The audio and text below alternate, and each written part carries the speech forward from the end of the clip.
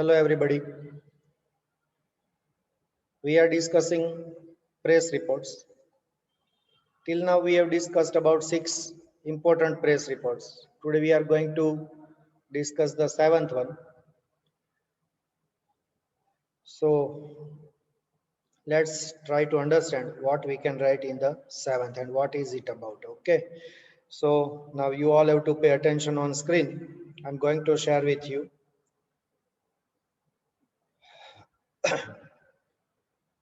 જુઓ 7th report કયો છે કરો તો read a press report on a strike by industrial workers.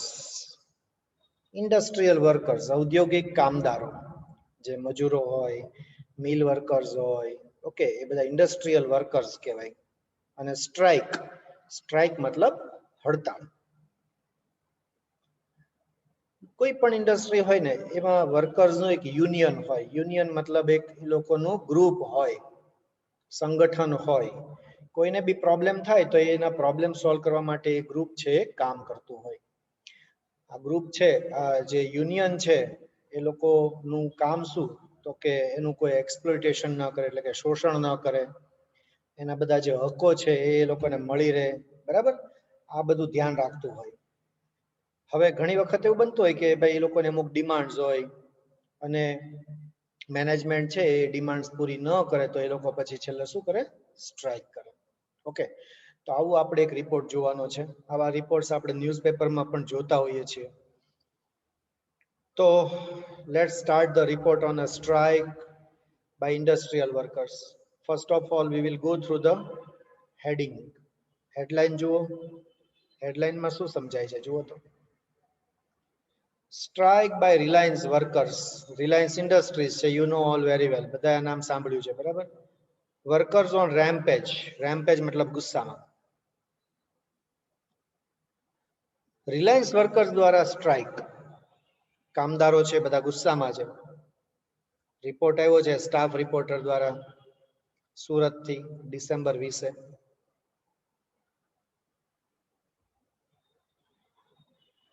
As usual આપણે આખા સમાચાર છે પહેલા પેસેજમાં આપણે જોશું. Nearly 3,000 workers of Reliance Company and its allied companies observed a flash strike today. જો સમજો, એલાઇડ કંપનીઝ એટલે કે રિલાયન્સ સાથે જોડાયેલી કંપની બધી, એને એલાઇડ કંપનીઝ કહેવાય. ઓબ્ઝર્વ સ્ટ્રાઇક એટલે કે હડતાળ પાડી. ફ્લેશ સ્ટ્રાઇક એટલે કે વીજળીક હડતાળ, અચાનક.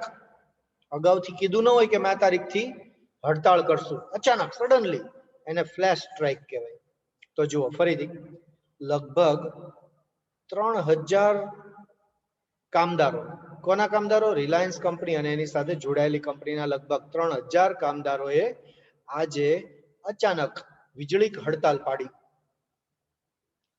The strike will be prolonged for indefinite period of time. આ જે સ્ટ્રાઇક છે એ લંબાશે. પ્રોલોંગ મતલબ લંબાશે, ક્યાં સુધી ચાલશે નક્કી નથી. ઇનડેફિનેટ પીરિયડ ઓફ ટાઈમ, અચોક્કસ મુદત સુધી ચાલશે, જ્યાં સુધી એની ડિમાન્ડ પૂરી નહીં થાય ત્યાં સુધી. આવું પણ કહી દીધું. All the 4 units of Reliance Private Limited were closed down today following the workers' strike. Workers ની સ્ટ્રાઇક ના પગલે રિલાયન્સ ઇન પ્રાઇવેટ લિમિટેડ ના 4 જે યુનિટ્સ હતા એ બંધ કરી દેવામાં આવ્યા છે. The step is reported to have been taken in protest against the removal of 10 workers and 3 foremen who were allegedly associated with the activities of Intuk. હવે જો સમજો, આ પગલા શેને કારણે લેવામાં આવ્યા સ્ટ્રાઇકના, તો એવું કહેવાય છે કે ભાઈ 10 કામદારો અને 3 ફોરમેન. ફોરમેન છે એક પોસ્ટ છે, કામદારોની ઉપર એક માણસ હોય એને ફોરમેન કહેવાય. તો એ કહે છે કે 10 કામદારો અને 3 ફોરમેન જે ઇન્ટુકની પ્રવૃત્તિ સાથે જોડાયેલા હતા એને અચાનક જ કાઢી નાખવામાં આવ્યા રિલાયન્સમાંથી અને એના વિરોધમાં આ લેવામાં આવ્યા. ઇન્ટુક છે ને એ મજદૂરો માટેની એક સંસ્થા છે. INTUC ઇન્ટુક છે ને એ મજદૂરો માટેની એક સંસ્થા છે. એટલે નેચરલી બધી ફેક્ટરીઝ કંપનીઝના માલિકોને ઇન્ટુકને બહુ બને નહીં. એટલે એની સાથે સંકળાયેલા જે લોકો હોય ને એની સાથે કંપનીઝના પ્રોબ્લેમ હોય એટલે એને 10 વર્કરને જે 3 ફોરમેન જે ઇન્ટુકની પ્રવૃત્તિ સાથે જોડાયેલા હતા એને અચાનક જ એ લોકોએ દૂર કરી દીધા. એના વિરોધમાં આ લોકોએ હડતાળ પાડી. The management has declared lockout for a week. Management અઠવાડિયા સુધી લોકઆઉટ ડિક્લેર કરી દીધું છે કે અઠવાડિયા સુધી તો હવે ફેક્ટરી ખોલશું જ નહીં. In the morning, the workers picketed at the entrance and prevented all the workers and officers from entering the premises of the company. સવારથી જ બધા જે વર્કર્સ છે એ લોકોએ દરવાજા પાસે એન્ટ્રન્સ એટલે કે દરવાજા પાસે પિકેટિંગ કર્યું. પિકેટિંગ શબ્દ તમે સાંભળ્યો છે. શાંતિથી વિરોધ કરવાનો, લોકો આવે કામ પર એને ત્યાંથી અટકાવી દેવામાં આવે અને એને સમજાવે કે આપણે હડતાળ ઉપર છીએ, આપણે અંદર જવાનું નથી. બરાબર. The workers on strike then entered the premises at noon and pelted stones at the buildings. બધા કામદારો છે એ બધા પછી બપોરે કંપનીનું જે પ્રીમાઇસીસ બિલ્ડિંગ હોય એમાં દાખલ થયા and pelted stone એટલે પથ્થરમારો કર્યો, પથ્થરબાજી કરી બિલ્ડિંગ ઉપર, બારીના કાચ ફોડી નાખ્યા, તેને એવું બધું કર્યું એ લોકોએ. They set fire to the vehicles of the company. કંપનીના જે વાહનો હતા, બસ હોય, ટ્રક હોય, બરાબર, એ બધાને પણ એ લોકોએ આગ લગાવી દીધી. The police had to interfere એટલે દખલબાજી કરી, દખલગીરી કરી. પોલીસને બોલાવવામાં આવી, પોલીસે દખલગીરી કરી, બધાને અટકાવ્યા, બધાને છૂટા પાડ્યા. According to the police commissioner of Surat city, the situation is under control. Surat સિટીના પોલીસ કમિશનરના જણાવ્યા મુજબ પરિસ્થિતિ અત્યારે નિયંત્રણમાં છે, કાબુમાં છે, કાબુ હેઠળ છે. Some other industrial units in Udna, Bestan and Pandesara areas remained closed today following the disturbance. Udna, Bestan, Pandesara આ બધા ઇન્ડસ્ટ્રીયલ એરિયા છે, વિસ્તારો છે બધા સુરતના. એક જગ્યાએ સ્ટ્રાઇક થાય ને એટલે એની અસર બધા ઉપર થાય. તો આ બધા વિસ્તારમાં આવેલા યુનિટ્સ પણ બંધ થઈ ગયા. જો આખા ન્યૂઝ છે ને આપણે ડિટેલથી આપણે અહીંયા ડિસ્કસ કર્યા. જુઓ, આપણે આગળ વાત કરીએ. હવે ડિટેલથી આપણે સમાચાર જોઈએ. આપણે કોઝ ઓફ ધ સ્ટ્રાઇક, હડતાલનું કારણ શું? Cause of the strike, cause એટલે કારણ. According to the union leader of the workers, workers જે છે એના યુનિયન લીડરના કહેવા પ્રમાણે, એના મત મુજબ, the Reliance management sacked 10 laborers and 3 foremen from its different units as it suspected them having a close association with Hintuk. Union લીડરના કહેવા પ્રમાણે રિલાયન્સ મેનેજમેન્ટ છે એને 10 મજૂરો અને 3 ફોરમેનને, અલગ અલગ ડિપાર્ટમેન્ટના 3 ફોરમેનને છૂટા કરી દીધા. એ લોકોને એવો ડાઉટ હતો કે એ લોકોને ઇન્ટુક સાથે બહુ ક્લોઝ કનેક્શન છે, ક્લોઝ રિલેશન છે. The workers thought the management step to be arbitrary and they refused to work and came out leaving their work and shouting slogans. કામદારોને એવું લાગ્યું કે ભાઈ મેનેજમેન્ટનું આ સ્ટેપ છે એ અયોગ્ય છે, એટલે એ લોકોએ કામ કરવાની મનાઈ કરી દીધી અને સ્લોગન્સ, સૂત્રોચ્ચાર કરતા કરતા, શાઉટિંગ સ્લોગન્સ મતલબ સ્લોગન્સ, રિલાયન્સ મેનેજમેન્ટ હાય હાય, हमारी मांगे पूरी करो, અમે અન્યાય નહીં સહન કરીએ, આવા બધા સ્લોગન્સ બોલતા બોલતા લોકો બહાર આવી ગયા, કામ બંધ કરી દીધું એ લોકોએ. So this was the cause of strike. હડતાલનું આ કારણ હતું. Picketing at the entrance. Picketing word મેં તમને સમજાવ્યું. Picketing જ્યારે ભારત છોડ આંદોલન ચાલતું હતું ત્યારે વિદેશી વસ્તુઓનો બહિષ્કાર કરવો, આવી બધી ચળવળ ચાલતી હતી. ત્યારે વિદેશી વસ્તુઓના જે સ્ટોર હોય ને ત્યાં આગળ બધા જે ક્રાંતિકારી હોય ને ત્યાં આગળ ઉભા રહે અને જે લોકો ખરીદી કરવા આવે એને સમજાવે કે ભાઈ સ્વદેશી અપનાવો, વિદેશી વસ્તુ ન વાપરો, અને પેલા સમજાવીને પાછા કાઢે. આને પિકેટિંગ કહેવાય. શરાબ વેચાતો હોય તો ત્યાં આગળ એ લોકો પિકેટિંગ કરે. જે લોકો શરાબ ખરીદવા આવે, શરાબ પીવા આવે, એને ત્યાં સ્ટોપ કરે અને સમજાવે કે ભાઈ દારૂ ન પીવાય, અને સમજાવીને પાછા કાઢે. તો એવી રીતે picketing at the entrance. Those workers who left the factory stood at the entrance and picketed there, preventing the workers of the first shift from entering the premises. આ જે બધા વર્કર્સ હતા ને, જેને કામ બંધ કરી દીધું, એ લોકો સૂત્રોચ્ચાર કરતા કરતા બહાર આવી ગયા અને દરવાજા પાસે ઉભા રહ્યા, ફેક્ટરીના દરવાજા પાસે ઉભા રહી ગયા. અને જે લોકો ફર્સ્ટ શિફ્ટ વાળા જે બધા આવતા હતા, શિફ્ટ વાળા બધા વર્કર્સ, અને ત્યાંથી અટકાવ્યા અને લોકોને પ્રિમાઇસીસમાં, બિલ્ડિંગમાં દાખલ થતા અટકાવ્યા, સમજાવી. Their picketing was peaceful, but the tension mounted as more and more workers joined the picketers.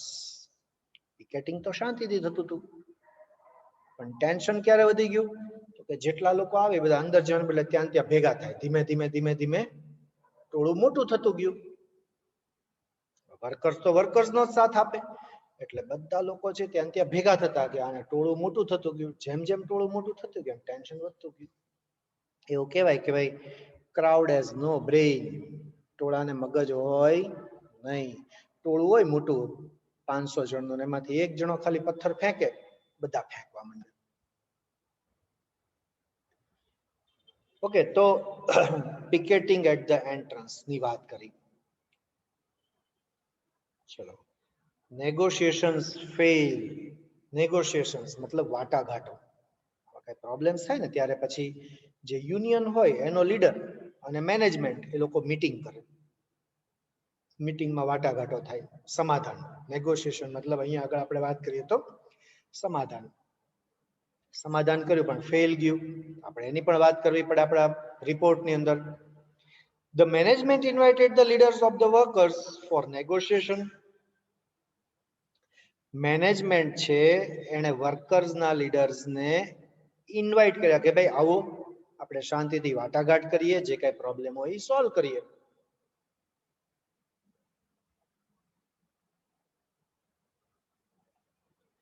But the negotiation broke off as the leaders insisted that the sacked workers and foremen be taken up against without any condition. વાટાઘાટો કરવામાં આવી management સાથે, પણ વાટાઘાટો નિષ્ફળ ગઈ, કારણ કે મેનેજમેન્ટ એવો આગ્રહ રાખ્યો. ઇન્સિસ્ટેડ મતલબ આગ્રહ રાખ્યો. મેનેજમેન્ટ એવો આગ્રહ રાખ્યો કે ઓકે અમે એને પાછા લઈએ, પણ કોઈ શરતો વગર. વિધાઉટ એની કન્ડિશન. વિધાઉટ એની કન્ડિશન મતલબ કોઈ પણ શરતો વગર અમે એને રાખીએ. The management was ready to take them up only if they gave guarantees to put an end of their association with Intuk. Management એ લોકોને રાખવા તૈયાર હતું, પણ અગર જો એ લોકો ઇન્ટુક સાથે પોતાના સંબંધ છોડી દે તો, મતલબ એની સાથે એને એક્ટિવિટી કરવાની નહીં, તો આવી શરત રાખી. The efforts of the leaders of Akhil Bharatiya Mazdoor Sangh failed to arrive at some formula.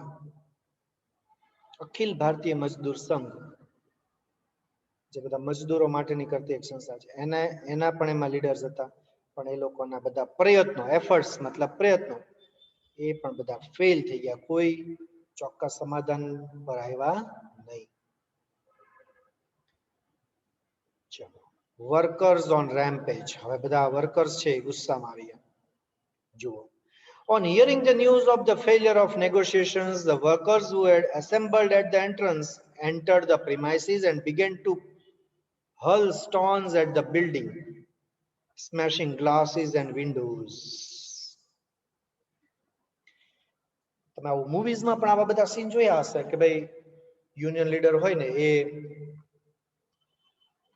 Management સાથે વાટાઘાટો કરવા જાય અંદર ઓફિસમાં. ઓફિસની બહાર હજારો કર્મચારીઓ છે, આમ વેઇટ કરીને બેઠા હોય, આમ કે હમણાં નેગોશિએશન પૂરું થશે, હમણાં બહાર આવીને કઈક સમાચાર મળશે કે હા ભાઈ સમાધાન થઈ ગયું, આપણી માંગો સ્વીકારાઈ ગઈ. આપણે એવું જોયું છે કે જેવું બહાર આવીને પેલો ડિક્લેર કરે કે ભાઈ નેગોશિએશન ફેલ, તરત જ બધા છે એ લોકો અંધાધૂંધી મચાવી દે. તો નેગોશિએશન ફેલ જવાના સમાચાર મળતા જ જે કર્મચારીઓ કે જે દરવાજા પાસે ભેગા થયા હતા, એસેમ્બલ થયા હતા, ભેગા થયા હતા, એ લોકો પ્રીમાઇસીસ ની અંદર ઘૂસી ગયા and began to hurl stones at the building, smashing glasses and windows. To hurl the stone, to pelt the stone મતલબ પથ્થરમારો કરવો. અને એ લોકોએ બારીના કાચ, બરાબર, બારીઓ બધી બધાના ઉપર પથ્થરમારો કર્યો. Some of them entered the offices, set fire to furniture and tore books and stationery. કેટલાક લોકો ઓફિસીસમાં ઘૂસી ગયા, આગ લગાડી, ફર્નિચરને આગ લગાડી, સ્ટેશનરી બધી કાગળની બધી વસ્તુ હોય, બધા અગત્યના કાગળિયા હોય, બધા ફાડી નાખ્યા. As workers continued to be violent, એટલે હિંસક, કર્મચારીઓ હિંસક બની રહ્યા, the police help was sought. પોલીસની મદદ લેવામાં આવી. The police arrived and resorted to lathi charge and tear gas shells in order to disperse the crowd of workers. To disperse એટલે વિખી નાખવું. પોલીસ આવી, લાઠી ચાર્જ કર્યો, ટીયર ગેસ ના shell છોડ્યા. શેની માટે? To disperse the crowd of workers, કામદારોના જે ટોળા હતા એને વિખેરવા માટે. Tear gas shells you know, એક એવો ડબ્બા જેવું આવે, ડબ્બાનું પેલું ઉપરનું સીલ હોય ને તોડી નાખે પછી આમ મૂકી દે, એમાંથી એકદમ સ્મોક નીકળે. સ્મોક એટલો બધો ભયંકર હોય કે તમે તમારી આંખ ખોલી જ ન શકો. આંખમાંથી તમને ખૂબ આંખમાં છે બર્નિંગ સેન્સેશન આવવા માંડે, આંખ બળવા માંડે, આંખમાંથી પાણી નીકળે, તમે આંખ જ ખુલ્લી ન રાખો, તમારે ત્યાંથી ભાગી જ જવું પડે.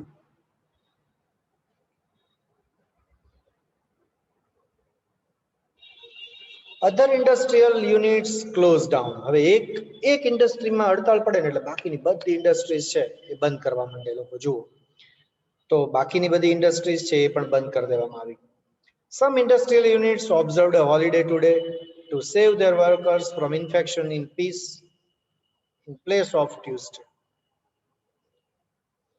કેટલાકે તો બીજે દિવસે ફેક્ટરી બંધ રાખી દીધી, રજા રાખી દીધી, કારણ કે પાછું ચાલુ રાખે અને એના કામદારો છે આ લોકોના સંપર્કમાં આવે ને પાછું એ લોકો એના રવાડે ચડીને એ લોકો અહીંયા આગળ હડતાળ કરે. તો the workers from the factories, FROM છે, FORM નહીં પણ FROM, સ્પેલિંગ મિસ્ટેક છે.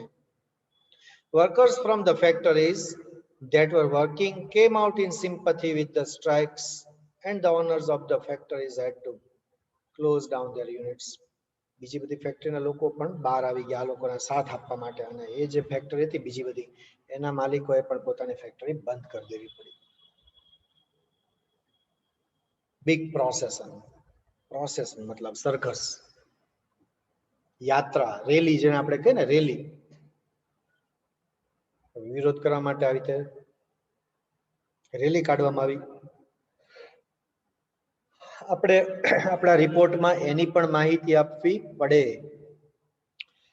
In the afternoon, a large procession of workers started from Udhna and went to the collector office via Ring Road Station and Chowk Station main road. બધા ત્યાંના વિસ્તાર છે. બપોર પછી વર્કર્સ છે એ લોકો એક મોટો સરઘસ કાઢ્યું, ઉધનાથી શરૂ કરીને કલેક્ટર ઓફિસ ને સ્ટેશન ચોક ને ત્યાં થઈને એ લોકો ત્યાં કલેક્ટર ઓફિસ પર ગયા. They shouted slogans there and turned into a meeting. ત્યાં આગળ એ લોકોએ સૂત્રોચ્ચાર કર્યા અને પછી આખું સરઘસ છે એને મીટિંગમાં ફેરવી નાખ્યું. Heavy police bandobast was made at the city to cope with any situation. To cope with, પહોંચી વળવું, કોઈ પણ પરિસ્થિતિને પહોંચી વળવા માટે ભારે પોલીસ બંદોબસ્ત છે એ પણ ગોઠવવામાં આવ્યો હતો. The collector warned of stringent actions if the strike continued and security and peace were endangered. Collector છે એને ચોખ્ખી વોર્નિંગ આપી દીધી કે અગર શહેરની જો શાંતિ જોખમાં છે, શહેરની સલામતી જોખમાં છે, તો કડકમાં કડક પગલા લેવામાં આવશે. સ્ટ્રાઇજન્ટ એક્શન્સ, કડકમાં કડક પગલા લેવામાં આવશે. આવું કલેક્ટરે વોર્નિંગ પણ આપી દીધી. The workers handed a memorandum to the collector. Memorandum, આવેદન પત્ર. બધા કારીગરો છે, કામદારો છે, એને કલેક્ટરને આવેદન પત્ર આપ્યું પોતાની માંગ સ્વીકારવા માટેનું. જો આવી રીતના આપણે આખું જ એક રિપોર્ટ જે છે વર્કર્સ ઓન સ્ટ્રાઇક, તમે અહીંયા રિલાયન્સ ઇન્ડસ્ટ્રીઝની બદલે કોઈ પણ બીજી ઇન્ડસ્ટ્રીનું નામ બી લખી શકો, બરાબર, તમારી તેમાં ચેન્જીસ પણ કરી શકો. ઓકે, તો બધા જ આપણા પ્રેસ રિપોર્ટ છે ને અહીંયા આગળ કમ્પ્લીટ થાય છે. નેક્સ્ટ લેક્ચરથી આપણે જો બિઝનેસ રિલેટેડ રિપોર્ટ્સ, હવે આપણે આનો જ એક પાર્ટ છે એ પણ પૂછાતા હોય છે આપણને એક્ઝામમાં, બરાબર, તો આપણે એ પણ ડિસ્કસ કરશું. ઓકે, તો આમાં કોઈને કઈ doubt? I hope it's clear in your mind. Total અલગ અલગ જાતના આપણે 7 પ્રેસ રિપોર્ટ કર્યા. આમાંથી જ વધારે રિપીટેડલી પૂછાતા હોય છે. આટલા રિપોર્ટ્સ આપણા માઇન્ડમાં એકદમ ક્લિયર જ હોવા જોઈએ. બટ ઇન શોર્ટ તમારા માઇન્ડમાં હવે ક્લિયર આવી ગયું કે પ્રેસ રિપોર્ટ કેવી રીતે લખાય, એનું ફોર્મેટ છે બહુ અગત્યનું છે. ઓકે, તો એ આપણે માઇન્ડમાં રાખવાનું.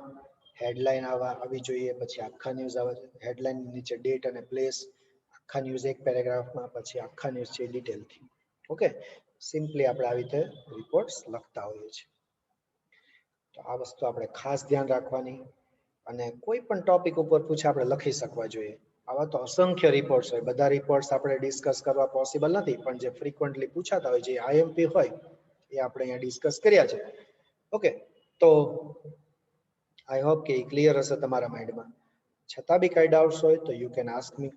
મારો નંબર છે તમારી પાસે, બરાબર, તો તમે એમાં મને પૂછી શકો છો. I will clear your doubts next time. In the next lecture we will continue with other reports. Okay, till then, see you all. Bye, take care.